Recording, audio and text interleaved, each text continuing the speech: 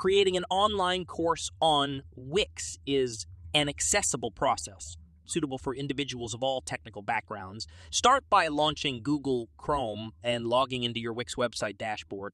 Wix's intuitive drag and drop editor simplifies course creation, allowing you to design engaging content and incorporate interactive elements such as quizzes and assignments effortlessly. To get started, click at its site, then add apps and add the Wix online programs app to your site. Customize your site structure by navigating to Pages, Site menu, Programs list, and Settings to define your page's name. Back in your Wix dashboard, click Online Programs to explore various program options. Opt for online courses to create your course. Categorize it.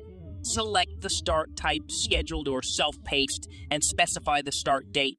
Tailor the course duration, either in weeks or days, and personalize each step with names, dates, and content like text, images, or videos. Should you wish to include quizzes, click Add Quiz, name it, set a date, and add questions for assessment. After detailing visibility, pricing, rewards, group settings, main picture, daily schedule, and quizzes, you're ready to publish. Click Publish to share your course globally, transcending geographical boundaries.